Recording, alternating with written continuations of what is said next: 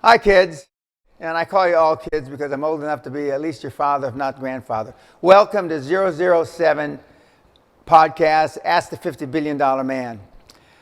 Depending on how Bulletproof Executive shoots and then films and shoots, you may or may not have already seen me on Bulletproof Executive, which is due to be filmed here in 12 or 13 days. But be that as it may, first thing I want to cover is the chart that's sitting off to my left-hand side. As you may or may not know, we just finished our August seminar at the castle. It was a resounding success. I hate to keep saying that this seminar was better than all the rest, but it probably was. But one of the things that came up, and we had some smart kids. It was like the United Nations. We had people from Jordan. We had people from Afghanistan, we had people from Australia, we had people from America, we had people from Canada, we had people from all over the place. We had people from Belgium. Is the difference in work ethic that came up. And as you know, if you've listened to these podcasts before and you've read any of my material and you've read excerpts from your first 100 million, you know that I have a very strong work ethic, and I got that work ethic from my dad. I go into detail how I got that work ethic, but what I want to show you in the chart that's to my left is the difference between me and my work history and the work history of probably every single person watching this. What the bar chart indicates, the tallest blue column on my right, perhaps your left, shows me working for 50 years, 15 hours a day, 7 days a week. So that's not counting the days that I work 24 hours. It also doesn't count the days I only work 5, 6, 7 hours, but on average. And astonishingly, it shows I'm 131 plus years old, meaning I have 131 years of experience based on the norm, which is the column all the way to the other side that shows if you work 5 days a week, 8 hours a day, and took normal vacations. So when I tell you that I'm experienced, and when people tell me that how smart I am, it's really not. It's just merely, not discounting that I am smart, but it's just merely that I've worked a lot more hours than you. So I have worked, I'm 131, I'm really only 70, so that means, I've got 60 years plus experience than virtually anybody else my age, except for a few. There are other luminaries like Michael Milken over the years that only needed a couple hours sleep. I've told stories which are true, not fiction or anything like that, about Bill Gates, Ted Turner, and Steve Jobs sleeping at their office just as I did. One of the great comments of Ted Turner's recent 75th birthday anniversary was, "You accomplished so much more in a 24-hour day." Of course, the first 10 or 20 years, he slept on a couch in his office while he was building CNN. So this as a basis, if you don't work long hours, and I know there's a lot of people that would like to think that there's something other than long hours, and if you're not passionate and if you're not committed, the chances of you being high performance, super success are remotely diminished. Now, the first question we're going to have is a question from our voicemail. We've got a number of voicemail on our toll-free number. People are actually using it now, thank goodness. And it's a long question, so stay awake and keep up. But it's a good question, otherwise I wouldn't start with it. Hi, Dan. This is Tomas Vasha calling from Nashville, Tennessee. My question to you is, what goes through your mind when faced with a competitor? Furthermore, let's assume that competitor has some type of advantage over you. How do you adjust your approach accordingly? Okay, the question roughly is, if your competitor has a distinct advantage of you, how do you deal with it? And how do you deal with it and adjust your approach? And what in QLA,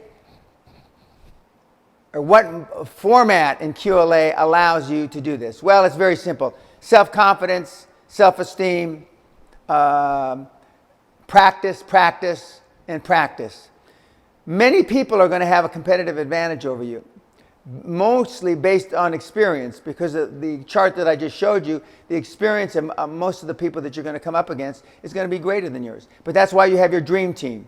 That's why you have your mentor. That's why you have your mentor hopefully acting as your chairman. With that as a background, you will automatically feel more self-esteem, more self-confidence. And the more self-esteem that you show in that meeting or in those meetings, sooner than later, and probably from the very beginning, the advantage will switch to you, and it's something that you don't have to worry about. But it's not that you're adjusting your approach. You're following the QLA methodology, you're following the QLA format, you're following the QLA template that has worked for tens of thousands, countless amount of people, many of which have no experience. One of my favorite stories is, not a story, it's a true story, that one of the bigger deals that I accomplished through QLA in the UK was with one young kid that had one O level. I believe he had a C in joinery. Joinery means carpentry. We did a substantial privatization on the London Stock Exchange, where we took a public company, we brought it private, and we merged it with another company very successfully. But that young man had passion. That young man had heart. That young man wanted this deal done more than life itself. An interesting comment while I was in the UK recently, I, by accident, heard, I believe his name is Eric Thomas. I'd never heard of him before, but he's called the hip-hop preacher. And he's a good public speaker. He's a former professional football player, and he's got a great comment. I say it in different words, but he says, if you've got to want success more than you want air, more than you want to breathe. I couldn't say it more succinctly, except he jumps around and he wears a baseball cap, and he's got a few other hip-hop comments that he uses as adjectives. But the bottom line, that's it. Okay. Let's get on with the written questions now. Would you consider expanding QLA's raising capital module in the future to include crowdfunding component? I think we had a question like this a couple of podcasts ago, similar, but the answer is yes. But heretofore, we have not had to use crowdfunding. It's not a viable alternative, but we haven't had to use it because we've been able to find the finance for our transactions in more or less the normal market. But we're looking at it now to fund a couple of things. There's some upsides and downsides to crowdfunding, and I believe one of the other questions later on in this podcast is directed at that. Mr. Peña, how much do you think existing solar and wind power plants will be, affected by the climate change tipping point? All Earth systems would irreversibly change as a result of the changing climate. This means wind patterns and the areas of the solar energy will change, so whatever predictions made will become incorrect. That is correct. So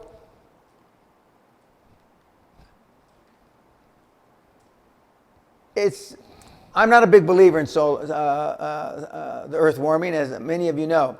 But one of the reasons is if it's true. For example, I'm just going to go through a couple. Florida will be gone. Los Angeles will be gone. The Netherlands will be gone. London will be gone. All the properties that are being built there today should have a disclaimer on the prospectus for investment. You know, if global warming happens and the water level raises 10 to 30 feet, like it's supposed it might in the next 20 to 100 years, your investment will be underwater.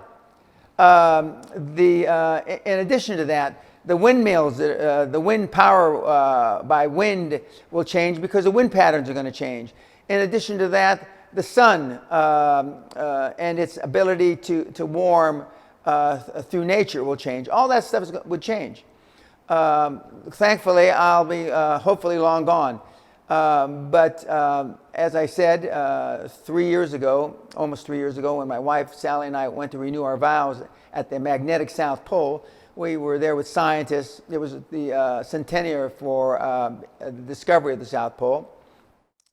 And we had scientists pull up cores of ice about a meter long, and they showed by pointing at the different fragments or stratas that 55,000 years ago it was approximately 6 degrees warmer Celsius than it is today. So I'm a believer that global warming is all cyclical. Unfortunately, if you're in the middle of the cycle, it's 100% for you.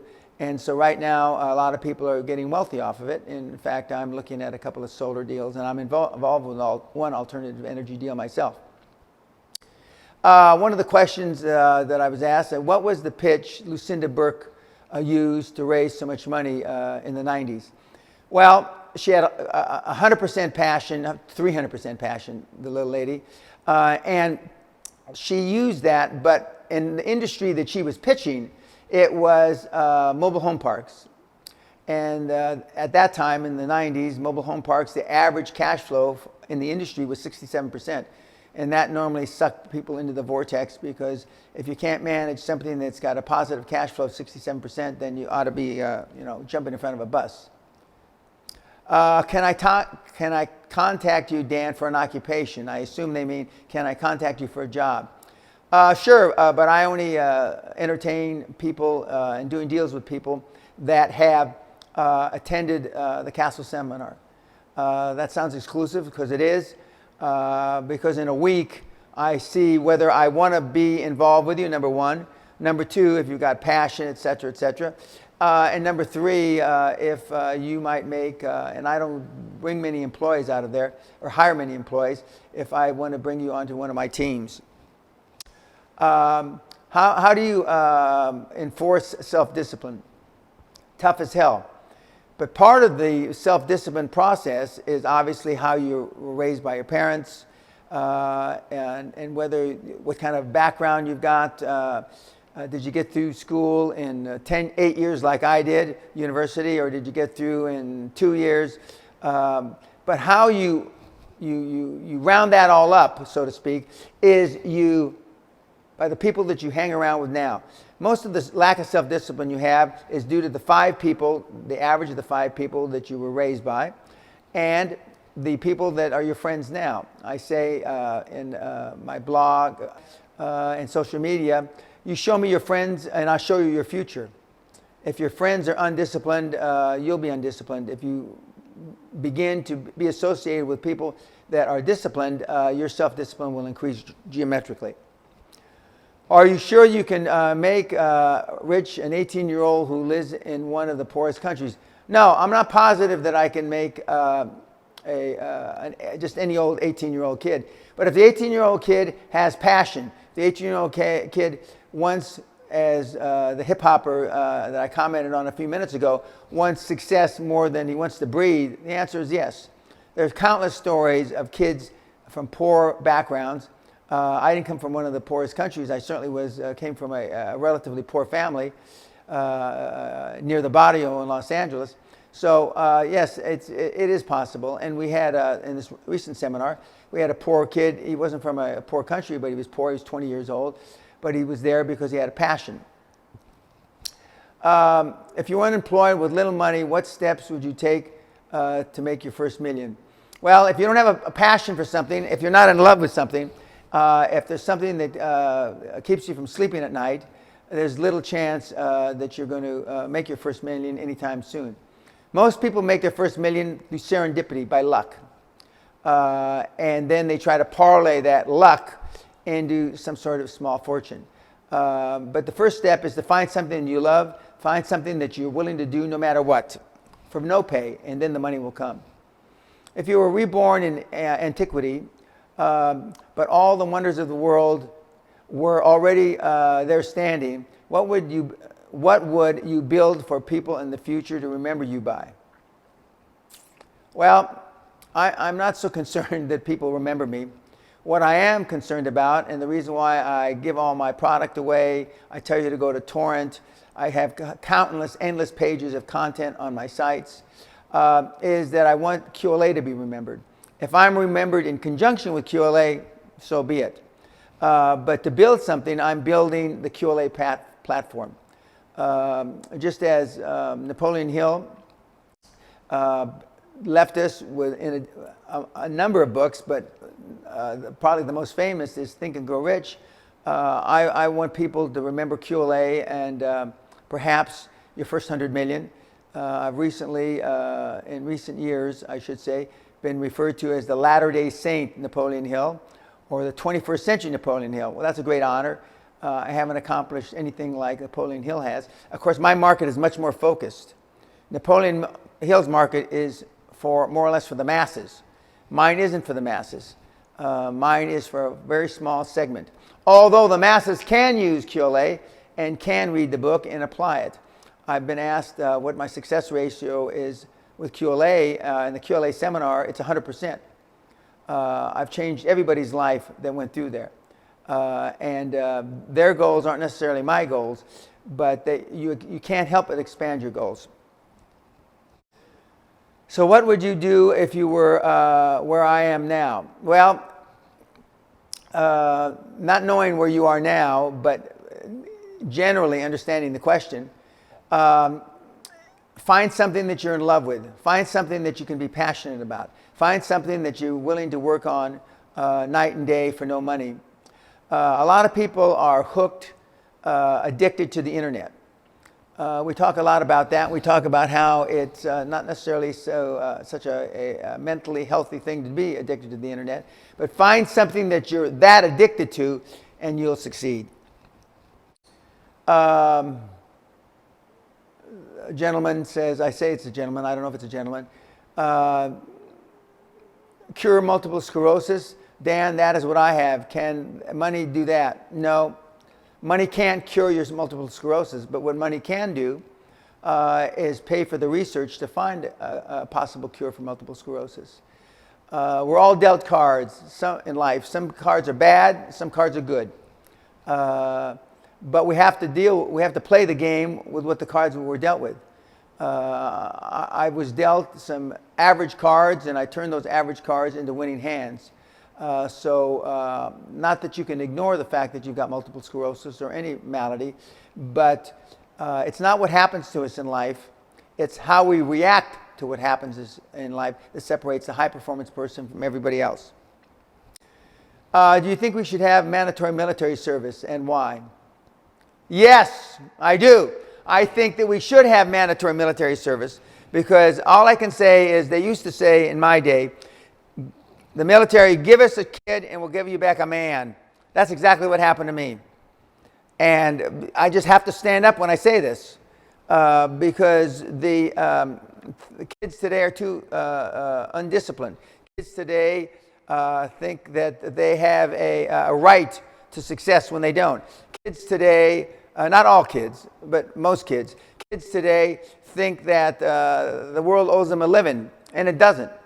I'm here to tell you that military service would be a good thing. Now, this is a very unpopular thing that I'm saying right now, and I realize that, but I've said a lot of things that are unpopular. So I'm not too concerned with that. Do most personal development coaches talk, why do most personal development coaches talk of the art of war, yet they steer clear of controversial subjects that are not considered politically correct? Well, if I have to explain this to you, I don't look like the other PD coaches, I don't sound like them, and I don't give a shit if you like me or don't like me. I give you my product because I don't give a fuck if you buy it or not. I mean, they steer clear of controversial subjects for that very reason, because they're trying to fucking sell you something. If you can't understand that, then I can't help you.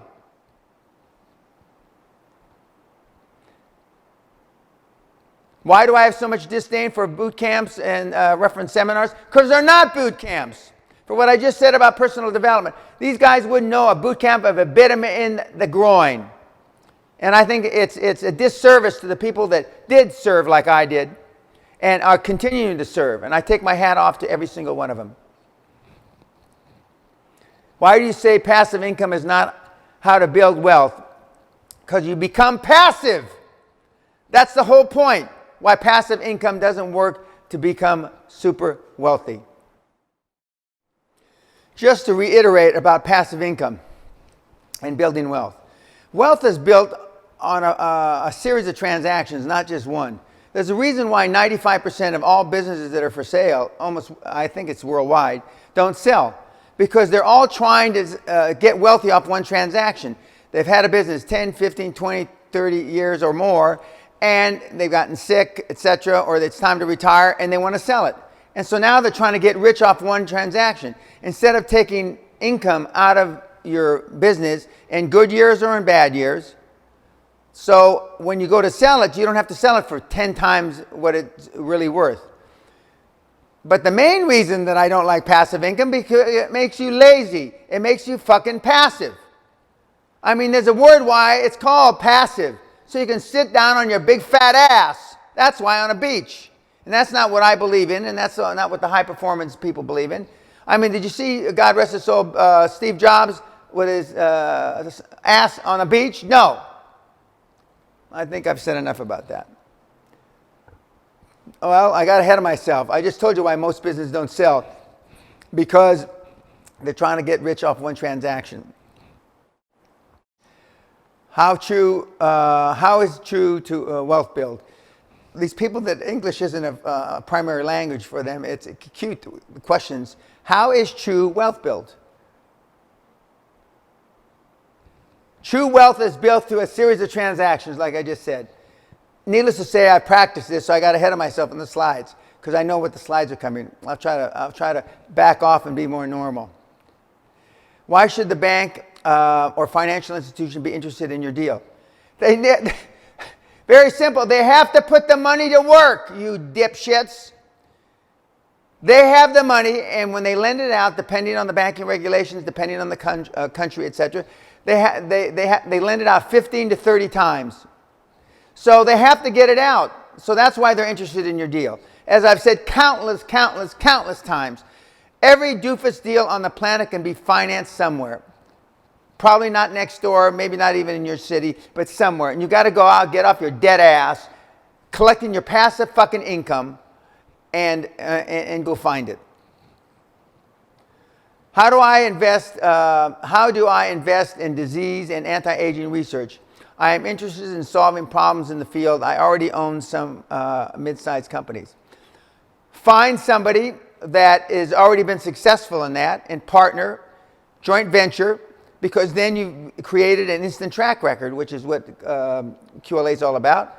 And then you can invest in the things that you're interested in. What can we all learn about strategic success from the family offices of the ultra-wealthy?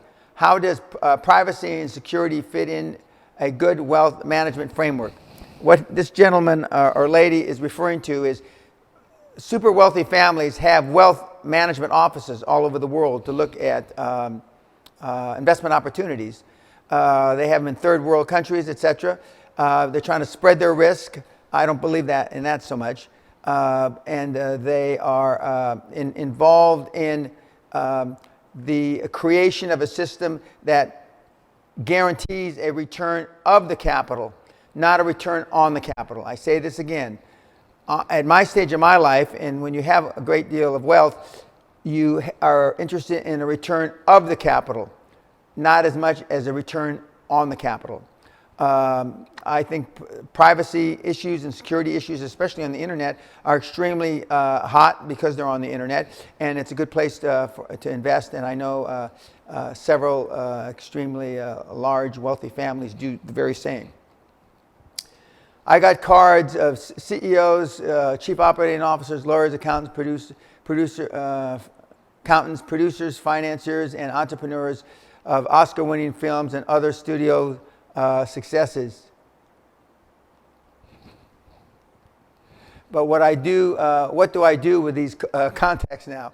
How do I utilize them when I have no business? What should I email them at this point if I have no deal to share?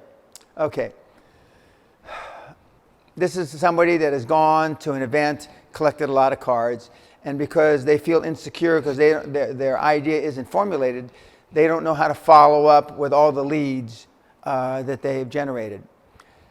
I say at the seminar, I say in the book, I say on my site, you've got to sell them on yourself first, on your idea. Generically, your idea is going to change. It's going to pivot, as they say in the venture capital world. And people that have invested in anything in their life know that it's going to change. So don't be tied down with not understanding or knowing exactly what you want to do. The important thing is to get smart, intelligent, high-performance people on your bus with you, and you'll figure out what to do once you have them.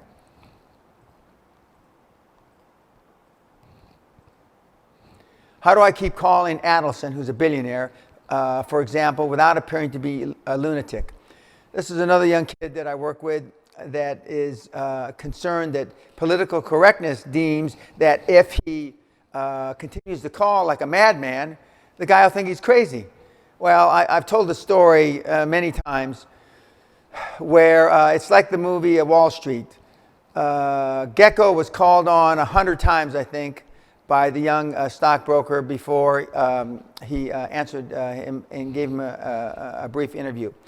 Who was keeping track of that 100 times? As I've told you in the past, Bruce Whipple and I were in business many years ago, and we were calling on Kraft Foods, as my memory recalls, and he took Bruce Whipple's 100th call.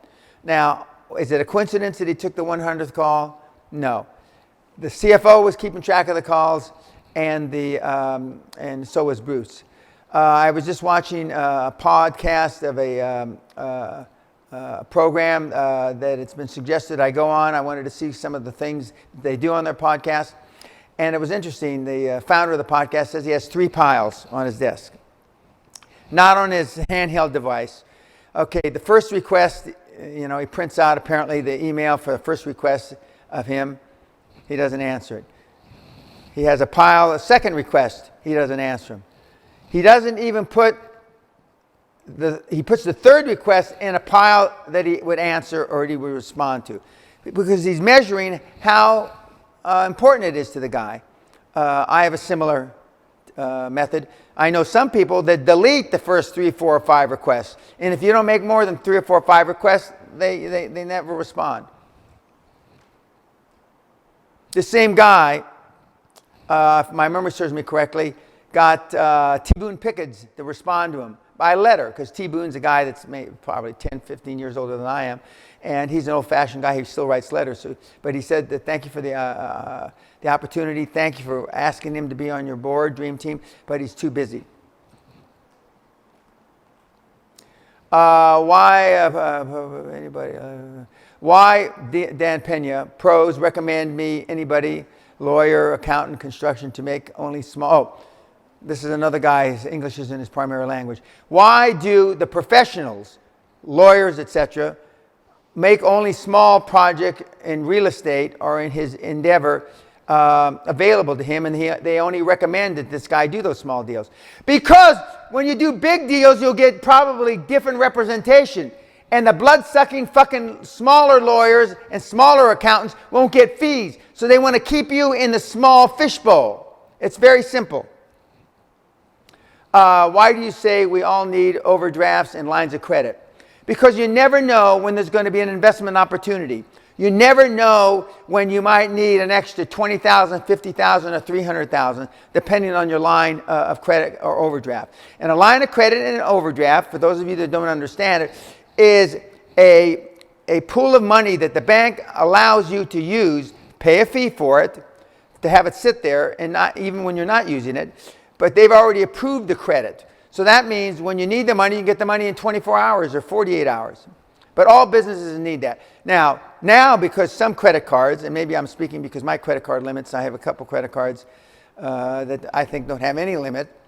But even 20 years ago, I remember that you could get a master charge with $20,000 limit on it. You can do some, serious damage. You can put a down payment on a small business.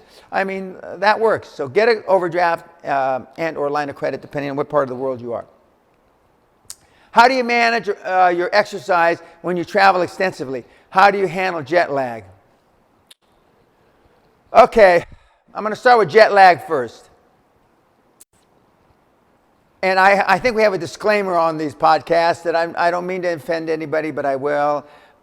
Make sure you ask your lawyer, your accountant, etc., for your own personal investment advice, and ask your rabbi, priest, minister, whatever, shaman.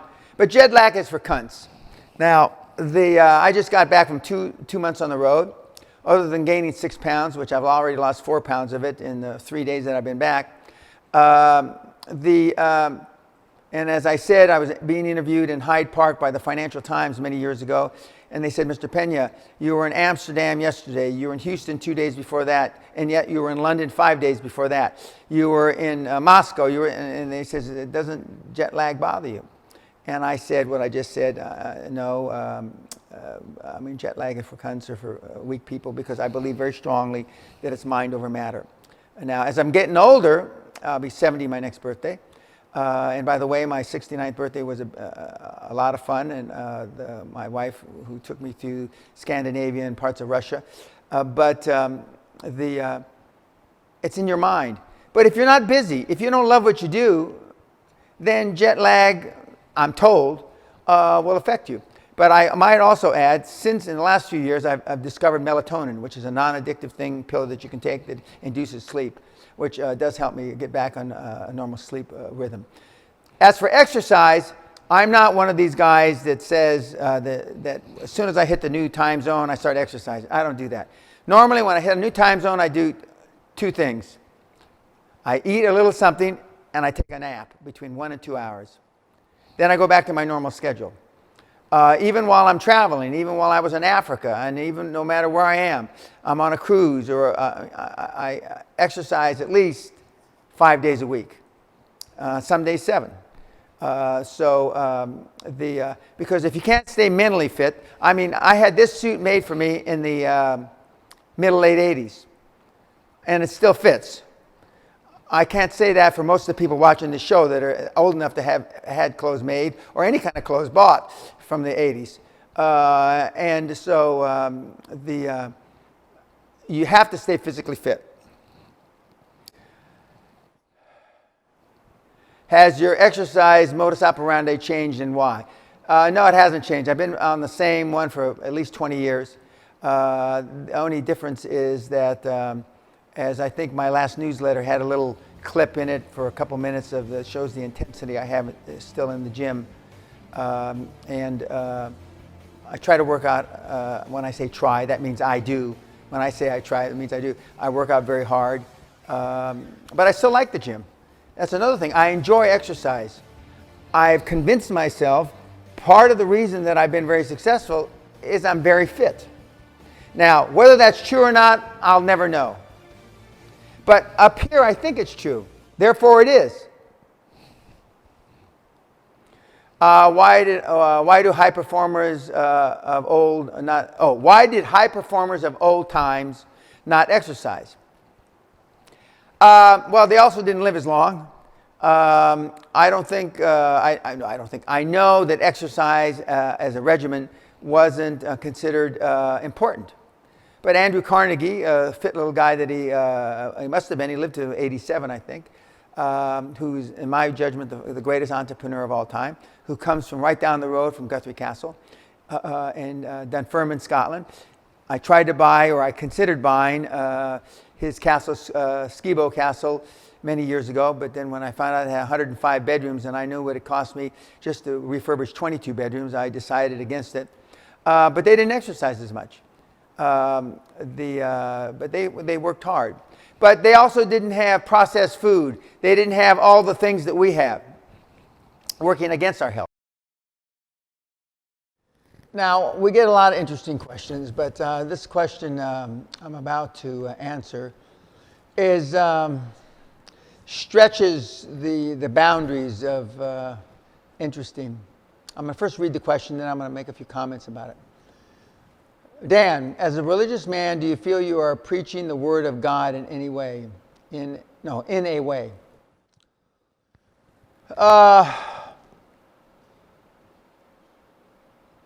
Yes, but not for the reason that you may think or the audience may think. I often say that the reason that your first 100 million looks like a large Bible, gold leaf, red or kind of reddish leather, gold inlay letters, etc., is because I'm telling you what the Lord knows. Now, when I say that, I'm being somewhat sarcastic, not because I'm getting the information directly, as Moses did when he printed up the 10 tablets and he came down from the mountain. But I am telling you what the Lord knows vis-a-vis experience. There's not that many people on the planet.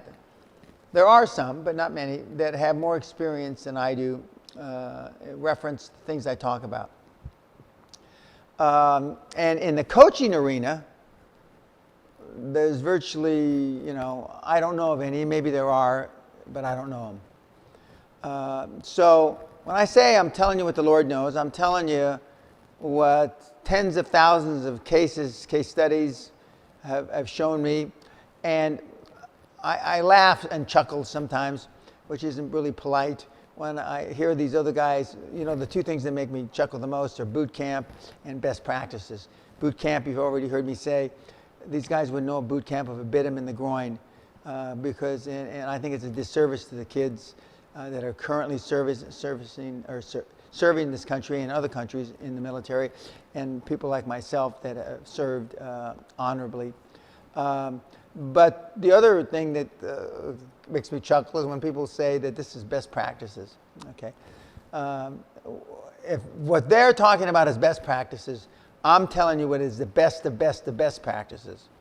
I mean, because best practices don't always win. Best practices don't always come to show you the final result that you're wishing. All best practices for normal people or normal companies or regular folks is that in their way they found out that this works a little better or a lot better. When I'm telling you it is the best of best practices, it actually works and it creates wealth. To me, there's a big difference. So when I say I'm telling you what the Lord knows, I'm telling you what the best of best practices are that have been effective, not just for Dan Peña, because all you guys can't be me. I've heard that a jillion times. We can't be you, Dan. We don't have your charisma. We don't have your communication skills. We don't have your self-confidence and all the other reasons you use why you're not me. But as I've told you, if you can be 5% as good as I am, you'll make more money than you can carry away in a dump truck. So I'm telling you what the Lord knows, or as close as I can to what the Lord knows. So if in that way, am I preaching the Word of God in a way, if God has picked me, and I'm not saying He has, and for some of you guys, you don't believe in a higher power or God. I happen to be one of the ones that does. I was raised a Catholic, but I am preaching the Word of what I think the Lord would tell you. And as far as I'm concerned, your first 100 million in the stuff that I coach, beat, preach, whatever you want to call it, at the castle is just like Moses coming down from the mountain with the tablets. Because the stuff that I'm talking about is in fucking concrete that it works. And again, not just for me with some people would say superhuman communication skills, but for guys that have very little communication skills and gals as well.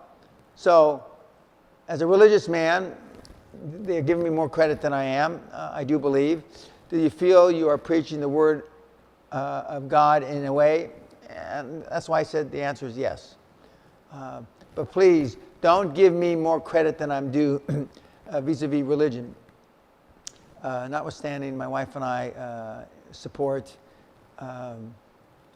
orphanages, and they happen to be Catholic orphanages, and more recently a school in Rwanda, which has no religious affiliation.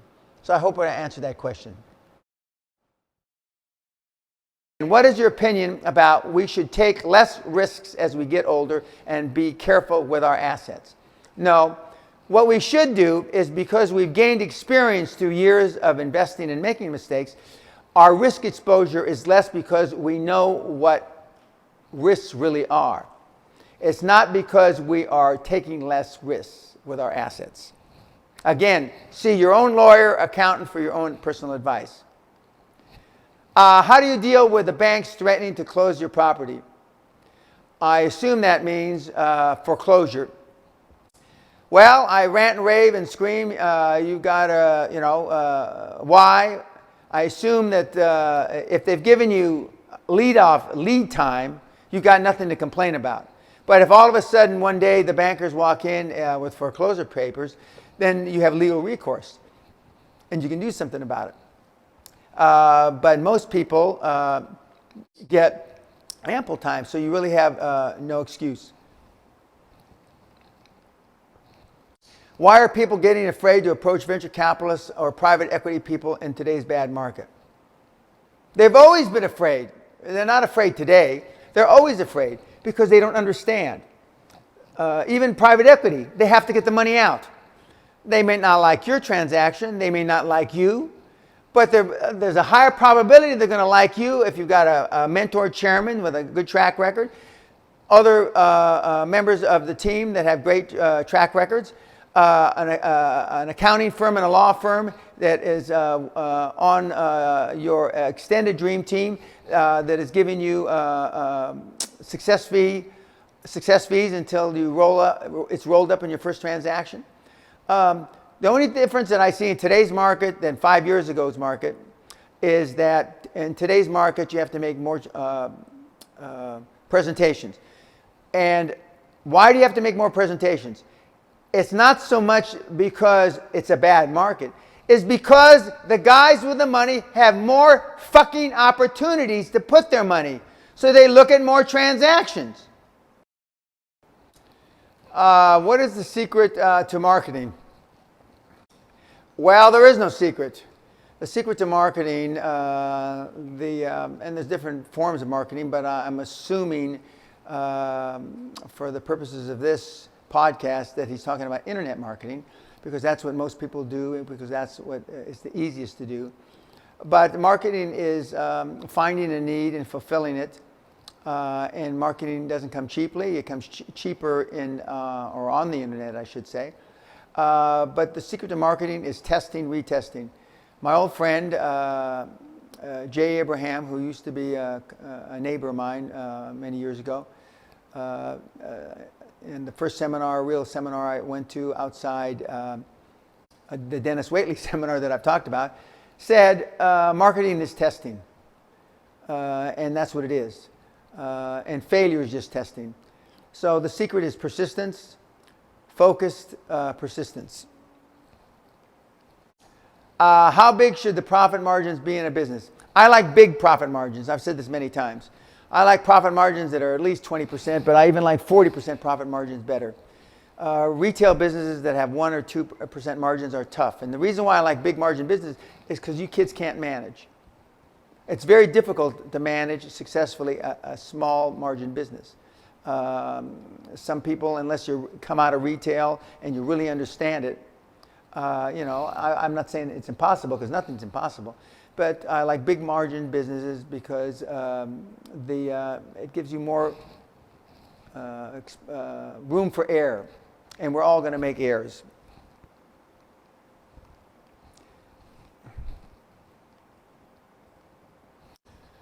How is it different in the market now, and what has happened in the financial markets that have dried up? It really isn't any different. As a slide in the beginning of this podcast, they have crowdfunding now. They have a lot of other different things. But if you're talking about derivatives and all the other financial tools that are now in the toolbox, don't waste your time with those. I'm not saying that they don't work. I'm not saying that you can't make money at them. But I am saying by the time you go through the learning curve to understand those other financial markets, I mean, half your career will have gone by. The main difference is that everything is instantaneous now. Information is instantaneous. So bad news travels fast, faster than good news. And what's something that can be happening in Tokyo, like the nuclear meltdown, can affect the market in New York City in just a matter of a few hours by the time you wake up. So it's not that other opportunities have dried up. They've only dried up for mediocre transactions. Money's still there for good transactions. What's the current situation with banks? Well, that's kind of an open-ended question. But there's more money than you can imagine. The world is flush with cash. I've been saying this since 1993. I've been saying two things since 1993 when I started. The world is flush with cash. One. Two, we have too much debt. And people said that I was a doomsdayer until 2008 and 9. So I cried wolf for 15 years before the bottom fell out of the market. And I'm here to say it's probably going to happen again. I don't know when. I don't know if it's 6 weeks, 6 months, or 6 years. But the world has too much debt. It's pure and simple. And as long as the United States government keeps printing money, and as long as the financial benchmarks or guidelines of the world in general are pretty piss poor, that's going to happen. It's interesting to note during the Depression back in the 20s and 30s, no banks failed that I know of in Canada. There were no foreclosures, et cetera, et cetera. During the recent financial crisis in 2008 to 2012 or 13, depending on how you want to count the numbers, the same thing happened in Canada because Canada takes less risk. Canadian bankers and financial guys are more conservative. Now, that's tough when you're trying to borrow money, but it's safe when you're trying to borrow money because the Canadian institutions are less likely to fund something that's going to go down a rat hole. What are your thoughts about partner affiliate programs on the internet? I assume they mean by affiliate programs, when you have affiliate programs, you have other people selling your idea.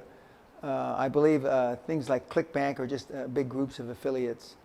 I'm not an expert in that, but I do know that a number of my very successful internet mentees utilize affiliate programs, and there's such thing as giant affiliates like Jumbleberry, which I'm cognizant of. They work okay, but the best way to make money on the internet is with your own offer, your own financing through merchant accounts. I think they call them MIDs, and through the management of your merchant accounts.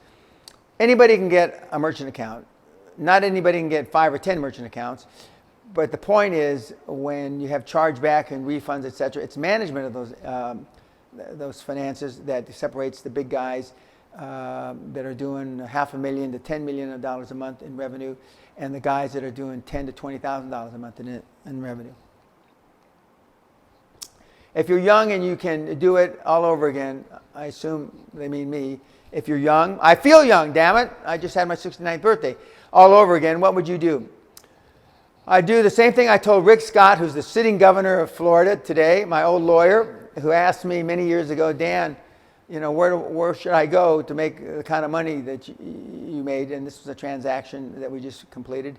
And I said healthcare, and I said telecommunications, which expanded into the internet. I say the same thing. Baby boomers like myself want to live longer. We spend more money on healthcare, and we spend more money towards the end of our life cycle. And the internet is just expanding. People like Mr. Zuckerberg, who bought Instagram, formerly Microsoft, who's now actually just it's still a great company, but I mean it's a big conglomerate. But I'd still go to one of those two areas. How's the barrier entry to China? There really isn't. I found it easy getting into China, even though there's a number of hurdles. It's getting money out of China that's more difficult because they want you to keep the money in the country and build the infrastructure of their greatly populated nation. Nothing wrong with that. But if you want to go over there and make $100 million, then pull out $100 million and go put it in Demi, New Mexico, that dog won't hunt. That's not going to happen. If you were to start from scratch, how would I do it? I do it just like I did it the first time. I find an area that I could be passionate about. In my particular case, it was oil and gas, not because I knew anything about it, but I saw that there was a disparity and there was a lot of very unsophisticated people making a lot of money. So I fell in love with that, okay? I went and I built a dream team and I took it public. I do the same thing again. And I wouldn't necessarily go back to oil and gas, but I would probably do something in healthcare and or telecommunications, which is now the internet. This is a guy who says, Dan, I met with my potential chairman. He's a high-level chairman after listening to your tapes 2 weeks later, but he is asking me where I'm getting the finance. Then he's the wrong guy. You didn't sell him right. He's not sold on you. He's not sold on your passion. If he is, he knows for any good transaction or even reasonable transaction, the finance is there.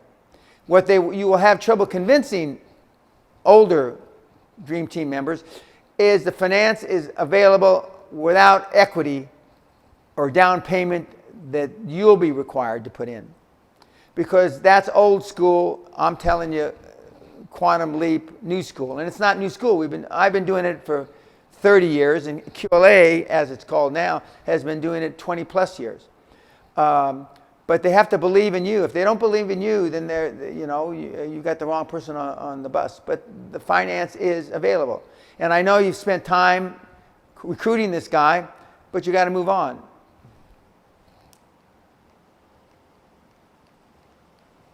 Dan, you clearly are about transforming the world through the lives of the people you help, and you teach some pretty amazing things. Thank you. So my question is about your wider legacy. Would be beyond those who you have directly helped, and it is this. If you were to wave a magic Peña wand and could have 5 of your most powerful ideas, concepts, strategies taught in your school systems to inspire and empower more of the kids to have the same sort of impact on the world that you have, what would those 5 be?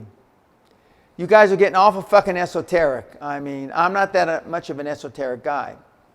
And I don't like, and it's not that I feel uncomfortable with it, because there's very little I feel uncomfortable with, but I don't like having too much of Mother Teresa qualities attributed to me. I'm not Mother Teresa. I'm not going to be a saint, as the Pope is making her now. You guys are you getting all my free content, me not selling anything, me telling you to go to torrent, me having countless pages of content on my websites, is a manifestation of me wanting to be the best high-performance coach that ever lived. So you're the beneficiaries, not because I'm trying to be Mother Teresa, and and not so much because I'm trying to give back. Although I'm a very generous guy, and my wife and I support orphanages, Mother Teresa too, or Mother Teresa's orphanages, coincidentally. But the 5 things that I would do aren't really 5. It's only just 1. Okay. And I wish to hell that I had known this so many years ago. But just fucking do it. I mean, it's like I said, I think on the London Real podcast, which I thank Brian Rose for the opportunity, because he opened up my eyes to podcasts, and I'll talk a little bit about my experience with my reality show in a few minutes. But best advice I ever got from Mr. Grazos, do it. He didn't say just fucking do it. He didn't swear. And the best advice I've ever given anybody is just fucking do it. We take too much time procrastinating. And because we're afraid of failure, and fear is false expectations appearing real. We're worried about what other people think. We're trying to fit in. And I can go through a whole litany of bullshit. It's not bullshit because it's not true. Litany of stuff why you are where you are, because you just didn't do it. You didn't want to make a mistake. You got a mortgage. You got 2 ex-wives. You got a 15-year-old daughter who's pregnant. Your dad's got Alzheimer's. Your mother's got emphysema, spitting up blood. I can go on and on and on and on. But the bottom fucking line is, if you had 15 years ago, you had just done it. 10 years ago, you had just fucking done it. 5 years ago, if you had just fucking done it. 6 fucking months ago, if you just fucking done it, you probably wouldn't be in the position you're in now. So I'm saying, no matter what your age is, it's still time to just fucking go out and do it. Just go out and fucking do it. But thank you for the accolades, and thank you for thinking of me in that light. But I'm trying to be the best high-performance coach that ever lived. Not just for you, but for everybody. And I want QLA to live on beyond my mere 60 or 70 more years that I've got. Somebody one of my mentees, who I just agreed to be chairman of his new company, we were talking about the market, et cetera, and his analysis of the market. And in my more recent, and this is my segue into the reality show, with the opportunity I got on London Real, he says, Dan, you'll be doing these well into your 80s. Well, I plan on being fit enough to be doing this well into my 90s. So, a reality show, just an update. I am now been taken up by one of the top leading talent agencies on the planet to put together a program, production companies. I met with the production companies. One of the leading, if not the leading production company in the UK has taken me on and will put together a format for my approval that they will then attempt to sell to the networks, both in the UK and in the US. It's going to be a different kind of format. It's not going to be The Apprentice. It's not going to be the Shark Tank. Although I, with the greatest respect to the Shark Tank guys, I think that I could do that better than they do. But I think I can do everything better, so it's nothing against them. But it's going to be very different. They're going to come back with two different formats. I already like one of the formats I'm pretty familiar with because I partially came up with the idea, and they've expanded on it, or are expanding on it. But this is all stuff that's going to happen in 2015. Nothing's going to happen this year. And I look forward to it. And for those of you that haven't read my newsletter or looked at my site, I'm inviting all QLA alumni to my 70th birthday party at Guthrie Castle. It's going to be a shit fucking kicker. There's going to be a lot of activities, one of which will be a golf tournament. I'm not sure what the prize will be for the golf tournament. It might be to come back to the Castle seminar.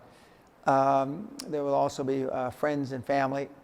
And I'm trying to go back 20, 30 years to find some people that helped me with my career. There aren't that many of them, because most people thought I was fucking crazy. And they're probably right. But they can't argue with my success. One of the questions that I was asked when I was interviewing with the production companies is, you didn't just all of a sudden come up with $50 billion, Dan, created for with and for your mentees in value and equity. No, I didn't. Well, why didn't you talk about it before? Well, frankly, the last time I talked about money was 1997 at the Harvard Club, and I had only raised $100 million through my mentees, or made or created. And they were so taken aback and aghast by it that I would talk about money. I thought, well, if I'm going to have any success at getting people in the door for QLA, I can't insult them up front. Well, now I can insult you up front because I don't give a shit, because I've had a lot of people through the door. So I only started talking about the money I created for you guys in the last year, more or less. And the number's still clicking and counting. Earlier this year, one of my mentees, popped out of the wall about creating $2 billion that I did not have on my list. And the number is greater than 50 billion, but not everybody wants to be famous. Almost all of you watching this want some extra wealth, additional wealth, but you don't all want to be in the newspapers or on YouTube. So I appreciate that, and I keep that in confidence, and I keep your private information confidential. But the 50 billion I can talk about and easily prove, as I did to the production companies and my talent agency, I should say. So, but I hope you all, or many of you, can make the 70th birthday. It's going to be an event. It'll be on YouTube for those of you that can't make it. And it's going to be over 2 or 3 days, the events. And I'm looking forward to seeing as many as I can. Anyway, God bless Peace.